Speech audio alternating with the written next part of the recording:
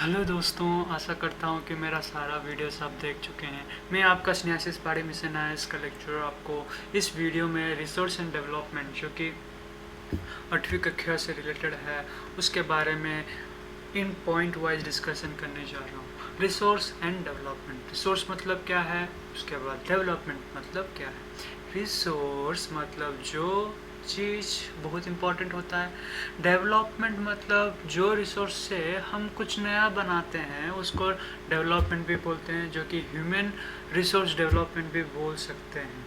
अगर उसके बारे में डिस्कस करें तो रिसोर्स का मतलब क्या है। रिसोर्स एनी ऑब्जेक्ट और सब्सटेंस, नॉन लिविंग या लिविंग, उसका यूटिलिटी ही रिसोर्स बोलते हैं। एक रिसोर्स, वाटर बॉटल एक रिसोर्स है, फूड एक रिसोर्स है, ट्रीज एक रिसोर्स है। Trees are living, water bottle is non living. But अगर वाटर बॉटल के बारे में बात करें तो रिसोर्स कैसे हुआ, क्योंकि वो रिसोर्स इसीलिए हुआ ताकि हम वाटर कंजर्व कर सके उसमें, इसीलिए वो नॉन लिविंग थिंग जो कि रिसोर्स बना। उसके बाद petroleum is a resource, coal is a resource, gold is a resource, everything is a resource. So research के अगर रिसोर्स के अगर बारे में बात करें तो हमको वैल्यू मीन्स वर्थ, वैल्यू के बारे में तो जरूर आएगा। Petroleum, what is the cost of petroleum, petroleum का कॉस्ट कितना है, पेट्रोलियम का कॉस्ट बहुत ज़्यादा है, वो एक रिसोर्स है। सो उसका इकोनॉमिकल वैल्यू रहता है।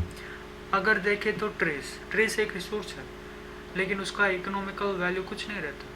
कुछ ट्रीज का रहता है, कुछ ट्रीज का इकोनॉमिकल वैल्यू कुछ नहीं रहता है। सो economical value depends upon resources based upon their equalities, based upon their availabilities as well as based upon their use. So अगर टाइम एंड टेक्नोलॉजी के बारे में बात करें तो रिसोर्स कैसे बनता है। Time and technology are the important factor that changes the substance into resources. Okay, उसको टाइम एंड टेक्नोलॉजी क्या करता है, substance into resources. Each discovery और invention lead to many others, right, ये राइट है। सो अगर टाइप ऑफ रिसोर्सेज के बारे में बात करें तो it is categorized into 3 types. One is natural resource, human made resource as well as human resource. Natural resource में क्या क्या होता है, जिसमें विदाउट सच मॉडिफिकेशन मीन्स उसमें हम मॉडिफाई कुछ नहीं कर सकते, जैसे कि air, water, soil, minerals and natural resources are क्या होता है, नेचुरल रिसोर्स होता है। अगर डिस्कस करें तो natural resources are again classified based upon their level of development, use and origin. Development है, यूज है, ओरिजिन है, उनके कौन से ग्रुप में आते हैं, नेचुरल रिसोर्स डेवलपमेंट में ग्रुप पे आते हैं, यूज के रूप में आते हैं और ओरिजिन के ग्रुप में आते हैं। कैसे आते हैं वो सारा हम पढ़ेंगे, ठीक है। Very nice, very nice. So अगर देखें तो रीन्यूएबिलिटी एंड डिस्ट्रीब्यूशन भी आता है। पहला development, use, origin, renewable and distribution, वो सारा नेचुरल रिसोर्स में ही आता है। अगर देखें तो एक्चुअल एंड पोटेंशियल रिसोर्स किसको बोलते हैं, एक्चुअल रिसोर्स किसको बोलते हैं, पोटेंशियल रिसोर्स किसको बोलते हैं। Potential resources are those resources whose और entire quality may not be known, उसका क्वालिटी मीन्स अमाउंट कितना पता नहीं चलता है उस, ठीक है। और present and could be in the future में भी और प्रेजेंट में भी। On the basis of origin the natural resources can be biotic and abiotic. अगर ओरिजिन के बारे में बात करें तो ओरिजिन नेचुरल रिसोर्सेज जो भी है वो बायोटिक भी होता है, नॉन एबायोटिक भी हो सकता है, biotic and abiotic. So biotic resources which includes are living, abiotic resources which include non living, जैसे कि rocks, soil. Natural resources on the basis of renewability, natural resources can be classified into renewable and non renewable. Renewable मतलब क्या है, जो कि फिर से बन सकता है, सोलर एनर्जी है, विंड एनर्जी है, वो सारा क्या है, फिर से हो सकता है।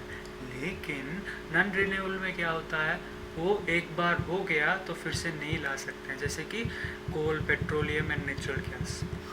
Equitable resource, sorry ubiquitous resource, ubiquitous resource का मतलब क्या है, जो कि एवरीवेयर मीन्स हर एक स्थान में उसका प्रेजेंस रहता है, जैसे कि land, water, air are ubiquitous resource. अगर डिस्कस करें तो लोकलाइज्ड रिसोर्स, जो कि सर्टेन प्लेसेस में ये फाउंड होते हैं, जैसे कॉपर, आयरन, गोल्ड, सारा मिनरल्स। कौन कौन सा फिजिकल फैक्टर जो कि रिसोर्स को डिपेंड करता है? एक है terrain, climate and altitude. So distribution of resource is unequal. हर एक स्थान में डिस्ट्रीब्यूशन ऑफ रिसोर्सेज अनइक्वल, एक तरह नहीं रहता है, हम जानते हैं, ठीक है। उसके बाद human made resources. Human made resources क्या होता है? जो कि रिसोर्सेज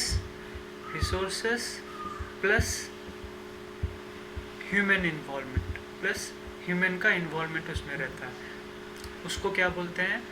ह्यूमन रिसोर्स और ह्यूमन मेड रिसोर्स बोलते हैं, ठीक है। Human made resource, so resources plus human interference so is equal to human made resources, ठीक है। जैसे कि रोड्स है, मशीनरीज है, व्हीकल्स है, वो सारा ह्यूमन मेड रिसोर्सेस है। अगर ह्यूमन रिसोर्स के बारे में बात करें तो क्या होगा? कैपेबिलिटीज़, जो कि हम number of ability to work, number of hours to work in any company, उसको क्या बोलते हैं? हम ह्यूमन रिसोर्सेज बोलते हैं। आशा करता हूँ कि आपको समझ आ गया। धन्यवाद।